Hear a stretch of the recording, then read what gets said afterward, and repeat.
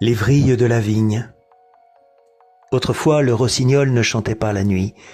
Il avait un gentil filet de voix et s'en servait avec adresse du matin au soir, le printemps venu.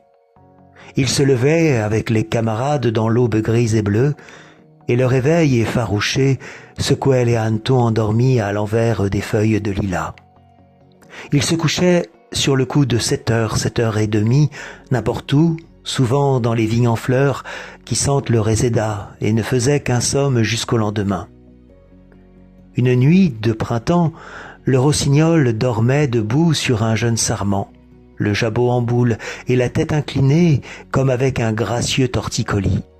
Pendant son sommeil, les cornes de la vigne, ces vrilles cassantes et tenaces dont l'acidité d'oseille fraîche irrite et désaltère, les vrilles de la vigne poussèrent si dru cette nuit-là que le rossignol s'éveilla ligoté, les pattes empêtrées de liens fourchus, les ailes impuissantes. Il crut mourir, se débattit, ne s'évada qu'au prix de 1000 peines, et de tout le printemps se jura de ne plus dormir tant que les vrilles de la vigne pousseraient. Dès la nuit suivante, il chanta pour se tenir éveillé. Tant que la vigne pousse, pousse, pousse, je ne dormirai plus, tant que la vigne pousse, pousse, pousse. Il varia son thème, l'enguirlanda de vocalises, s'éprit de sa voix, devint ce chanteur éperdu, énivré et haletant qu'on écoute avec le désir insupportable de le voir chanter. J'ai vu chanter un rossignol sous la lune, un rossignol libre et qui ne se savait pas épier.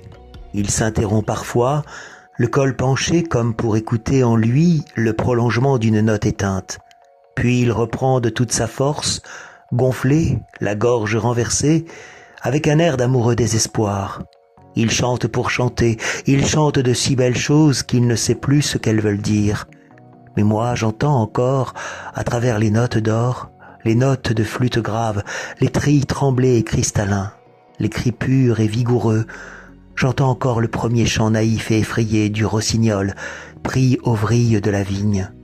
Tant que la vigne pousse, pousse, pousse, cassante, tenace, les vrilles d'une vigne amère m'avaient lié tandis que dans mon printemps, je dormais d'un somme heureux et sans défiance.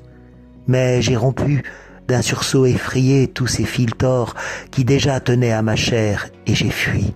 Quand la torpeur d'une nouvelle nuit de miel a pesé sur mes paupières, j'ai craint les vrilles de la vigne et j'ai jeté tout haut une plainte qui m'a révélé ma voix. Toute seule, éveillée dans la nuit, je regarde à présent monter devant moi l'astre voluptueux et morose. Pour me défendre de retomber dans l'heureux sommeil, dans le printemps menteur où fleurit la vigne crochue, j'écoute le son de ma voix. Parfois, je crie fiévreusement ce qu'on a coutume de taire, ce qui se chuchote très bas. Puis, ma voix languit jusqu'au murmure parce que je n'ose poursuivre.